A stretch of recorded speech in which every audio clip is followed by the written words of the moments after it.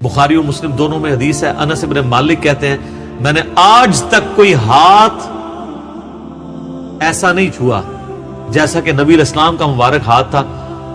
وہ کہتے ہیں کوئی دنیا کی ریشم اور دباج اس سے زیادہ نرم نہیں تھی جو نبی علیہ السلام کا مبارک ہاتھ تھا. ریشم کے ساتھ مثال دی ہے. یہ نہیں ہے کہ نبی علیہ السلام جو ہے وہ آپ نے بڑی امیروں والی زندگی گزاری تھی، آپ نے تو مزدوری کی ہے، اس کے باوجود اللہ نے ایک پروٹوکول دیا کہ ہاتھ ان کا بہت نرم تھا. اسی بخاری مسلم کی حدیث میں آتا ہے کہ میں نے آج تک کوئی مشک اور عنبر کی خوشبو ایسی نہیں سونگی جو نبی علیہ السلام کے پسینہ مبارک سے اور آپ کے مبارک ہاتھوں سے آتی تھی. مسلم شریف میں حدیث ہے، ایک صحابی کہتے ہیں میں چھوٹی عمر کا تھا تو حضور نے ایک دفعہ میرے اپنا ہاتھ مبارک میرے سر پہ پھیرا تو کہتے ہیں مجھے لگتا ہے کہ آپ علیہ السلام نے ہاتھ مبارک کسی عطر دان سے نکال کے میرے سر پہ پھیرا ہے، اتنا خوشبودار تھا. تو آپ علیہ السلام کے پسینے سے خوشبو آتی تھی. بخاری مسلم دونوں میں حدیث ہے کہ ام سلیم کہتی ہیں کہ نبی علیہ السلام ایک دفعہ سوئے ہوئے تھے تو آپ کو سوتی ہوئی حالت میں بہت پسینہ آتا تھا. تو ایک کھلے برتن کے وہ لے کے آئیں، ایک کھلا برتن، اور نبی اسلام کے مبارک پسینے کو انہوں نے جمع کیا. حضور کی آنکھ کھل گئی، آپ فرمائے یہ کیا؟ ان کا جی اس طرح آپ کا پسینہ انتہائی خوشبودار ہے، ہم اس کو خوشبو کے طور پہ اپنی خوشبو میں ملا کے استعمال کرتے ہیں، اپنی خوشبو میں بھی خوشبو کرنے کے لیے. اور مسلم شریف کی ایک حدیث میں ہے کہ ایک عورت آئی کہ میری بچی کی شادی ہے تو میں آپ کا پسینہ لینے کے لیے آئی، ٹھیک ہے، خوشبو کے طور پہ. اچھا، وہ بخاری مسلم کی اس حدیث میں ام سلیم نے جب یہ جواب دیا تو حضور نے فرمایا تم نے اچھا کام کیا، یعنی آپ نے اس کی تعریف کی. پسینہ مبارک آپ کی تو ہر چیز ہی جناب کمال ہے، تو کس کس بات کا ذکر کیا جائے؟ میں گھنٹوں اس پہ فی الودی کئی احادیث بیان کر سکتا ہوں آپ کے تبرکات کے اوپر. صحیح مسلم میں حدیث ہے نبی علیہ السلام فجر کے بعد سخت سردیوں میں بھی جب نکلتے تو مدینے کے لوگوں نے اپنے غلام باہر کھڑے کیے ہوتے برتن اٹھا کے، آپ علیہ السلام ایک ایک برتن میں اپنا ہاتھ ڈالتے جاتے تھے برکت کے لیے.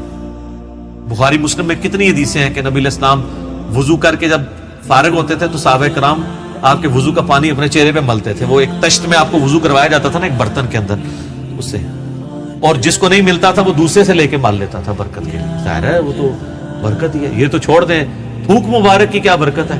بخاری مسلم دونوں میں حضرت علی کو اشوب چشم تھا غزوہ خیبر کے موقع پر. حضور نے جب بلایا ہے تو ان کی تو آنکھیں بھی نہیں کھل رہی تھی، آپ نے مبارک لعاب لگایا تو شفا ہوگی. اشوب چشم ایک وائرل ڈیزیز ہے سر، میں اس کو بھگت رہا ہوں. 2016 میں بھی تھی، آج 2020 ہو گئے، میری آنکھیں دوبارہ ریکور نہیں اس طرح ہو سکی. تو ایک لمحے میں جناب اشوب چشم ختم ہو جائے، کیا ہی بات ہے.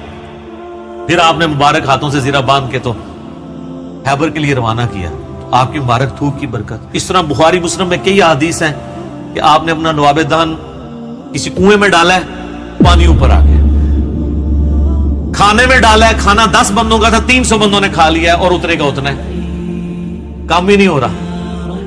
تھوک مبارک کی برکت، ہاتھ مبارک کی برکت. بخاری مسلم میں آتا ہے کہ صلح حدیبیہ کے موقع پر سارے لوگوں سے پانی تھوڑا تھوڑا جمع کر کے ایک کٹورا جمع ہوا، نبی علیہ السلام نے اپنا ہاتھ اس میں رکھا، اس میں سے پانی کے چشمے نکلے. 1500 صحابہ نے، جابر بن عبداللہ کہتے ہیں، وضو کیا، پانی پیا، جانوروں کو پلا لیا اور اپنے مشکیزیں بھی بھر لی. تو تابعی کہتے ہیں کہ وہ پانی کتنا تھا؟ انہوں نے کہا وہ دیکھنے کو تو ایک کٹورا تھا لیکن حضور کی انگلیوں سے جو چشمے نکل رہے تھے نا وہ پانی اتنا زیادہ تھا کہ 1,00,000 بھی ہم ہوتے نا وہ پانی 1,00,000 کو بھی کفایت کرتا تھا. تو آپ کے مبارک ہاتھوں کی برکت تھی. صحیح بخاری میں آتا ہے ایک صحابی کی پنڈلی ٹوٹ گئی، نبی علیہ السلام فرمایا ٹانگ سیدھی کر، اپنا ہاتھ پھیرا. وہ کہتے ہیں اللہ کی قسم اس طرح ہوگی کبھی ٹوٹی نہیں تھی. حالانکہ سر پنڈلی ٹوٹ جائے نا اس کا کیورنگ پیریڈ 6 سے 8 ہفتے ہے اور سالوں اس کی احتیاط چلتی ہے، آپ دوبارہ نہیں وہ باندھ سکتے. اور صحابی کہتے ہیں مجھے یاد بھی نہیں ٹوٹی تھی. معجزہ. بخاری مسلم میں آتا ہے کہ ایک شخص نے جمعے کے خطبے کے دوران کہا یا رسول اللہ مویشی علاقوں کے دعا کریں بارش کے لیے. دعا کی، اسی ٹائم بارش شروع ہوئی. اگلے جمعے تک جاری رہی. اگلے جمعے وہی بندہ کھڑا ہو گیا کہ ہمارے گھر جو ہے وہ اب پانی ان پہ ٹپکنے لگا. آپ بس یہ دعا کریں کہ زمینوں پہ سائڈ پہ ہو, گھروں پہ نہ ہو. تو بخاری مسلم کے الفاظ ہیں, آپ نے یہ انگلی سے بادلوں کو اشارے کیے.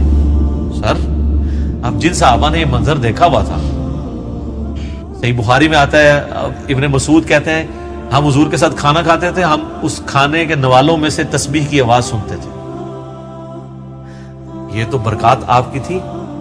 جابر بن عبداللہ کہتے ہیں, مسلم شریف میں حدیث ہے کہ ایک سفر کے دوران حضور نے مجھے کہا دو درختوں کو کہو کہ اللہ کے نبی کہہ رہے ہیں مل جاؤ, میں نے رفع حاجت کرنی ہے. وہ جڑوں سمیت اکھڑ کے اکٹھے ہوئے, کہتے ہیں میں نے حضور کو پانی دیا, آپ سنجا کر کے فارغ ہوئے, آپ نے یوں انگلی سے اشارہ کیا, واپس اپنی جگہ پہ چلے گئے. یہ چیز صحابہ کرام کے ایمان کو بڑے اوپر کے لیول پہ لے جاتی تھی. اور یہ تو نبی الاسلام کے ڈائریکٹ تبرکات ہیں.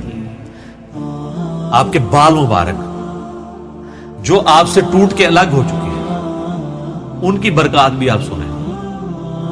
صحیح بخاری میں آتا ہے کہ ام سلمہ نے حضور کے چند بال نکالے ایک ڈبیا میں سے. صحابہ ملاقات کے لیے گئے ام المومنین سے, ان کا یہ حضور کے بال ہیں, اور جب بھی کوئی بیمار ہوتا ہے تو محلے میں سے مجھے پانی کا برتن بھیج دیتا ہے, ہم اس میں گھول کے دیتے ہیں, شفا ہو جاتی ہے حضور کی وفات کے بعد.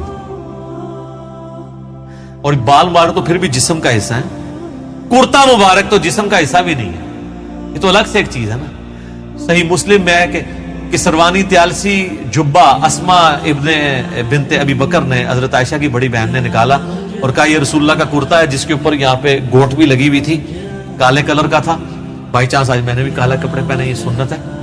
تو وہ کہتی ہیں کہ حضرت عائشہ کی وفات کے وقت میں نے اپنی بہن سے یہ کرتا لے لیا, اور حضور اسے پہنتے تھے, اور ہم اس کا دھون مریضوں کو شفا کے لیے دیتے. یہ ساری آپ کی برکات ہے. آپ علیہ السلام ایز اے اسپیشیز انسان ضرور تھے, مرتبے میں اور کوالٹیز میں کوئی انسان ان کے برابر نہیں تھا. بخاری مسلم میں آتا ہے کہ آپ علیہ السلام پیٹھ کے پیچھے بھی دیکھ لیتے تھے. آپ نے فرمایا, بخاری مسلم کے الفاظ ہیں کہ اپنی صفیں سیدھی رکھا کرو اور نماز خوشو خضوع سے پڑھا کرو, اللہ کی قسم میں اپنے پیٹھ کے پیچھے سے بھی تمہیں دیکھ رہا ہوتا ہوں. یعنی حضور علیہ السلام کو پیچھے بھی نظر آتا تھا, آنکھ کے بغیر. یہ معجزہ ہے, یہ اللہ نے آپ کی اسپیشل پروٹیکشن کی ہوئی تھی, آپ پہ وہ پیچھے سے بھی حملہ نہیں کر سکتا تھا. آپ ہر طرف 360 ڈگری کا آپ کو ویژن ہر وقت نظر آتا تھا. یہ آپ کا معجزہ تھا. بخاری مسلم میں الفاظ ہیں, وہ کسوف کی نماز آپ نے پڑھائی, سورج گرہن کی. آج بھی میرا لگا ہوا تھا یہ 1-2 دن چلنا ہے. تو کسوف کی نماز پڑھائی, تو آپ نے نماز کے دوران کچھ قدم آگے کیے, پھر یوں ہاتھ بڑھایا, پھر واپس کھینچ لیا. صحابہ نے کہا یا رسول اللہ, آج آپ کو ایک عمل ایسا کرتے دیکھیں جو پہلے نہیں کرتے. آپ فرمایا کہ میں نے جب نگاہ اٹھائی تو میں نے جنت دیکھ لی, جنت 7 آسمانوں کے اوپر, اور اس میں میں نے انگوروں کا ایک گوشہ دیکھا. میں نے ارادہ کیا تمہارے لیے توڑ لوں, پھر تم کھاتے ہی رہتے, کیونکہ جنت کو فنا نہیں ہے. وہ اگر گوشہ نیچے آ جاتا نا, اسی بھی کھا رہے ہوں گے. جی, جنت کو موت نہیں ہے. جنت میں آپ جب کھائیں گے, کھا کے فارغ ہوں گے, پھر وہاں ایک گوشہ اور لگ جائے گا. جنت کو چھوڑ دیں. بخاری مسلم میں آتا ہے حضرت ابو ہریرہ کو حضور نے وہ ایک تھیلی میں کھجوریں دی تھی, پوری زندگی کھاتے رہتے تھے. وہ ایک دفعہ ان سے پھر الٹ گئی, تو اس کے بعد وہ ہوا, جب تک وہ کھاتے رہے. ٹھیک ہے. تو آپ علیہ السلام اب آپ دیکھیں کہ نگاہ کہاں پہنچی ہے, جنت میں. ہاتھ بھی پہنچ رہے. یہ جو لوگ بعض اوقات گستاخی کرتے ہوئے کہتے ہیں نبی کے بھی 2 ہاتھ, ہمارے بھی 2 ہاتھ, اس طریقے سے کبھی بھی کسی صحابی نے توحید نہیں بیان کی ہے. یہ نان سینس اپروچ ہے. آپ ایک بات طریقے سے بیان کریں جو حدیث میں آئی ہے کہ میں بھی ایک انسان ہوں, اللہ کا قاصد قریب ہے, میرے پاس آئے موت کا فرشتہ اور میں بھی چلا جاؤں, جو غدیر خم کے شروع میں آتی ہے. اس طریقے سیدہ صاحب کی حدیثیں جو بخاری مسلم میں آتی ہیں, میں بھی ایک انسان ہوں, جس طرح تم بھولتے ہو میں بھی بھول جاتا ہوں. اب یہ الفاظ استعمال کریں. باقی آپ علیہ السلام کی جو کوالٹیز اللہ نے آپ کو دی ہیں وہ اتنی ایکسٹرا آرڈنری ہیں. آپ کی ایک ایک چیز کو اگر کنسیڈر کیا جائے نا, تو اس پہ گھنٹوں بولا جاتا ہے.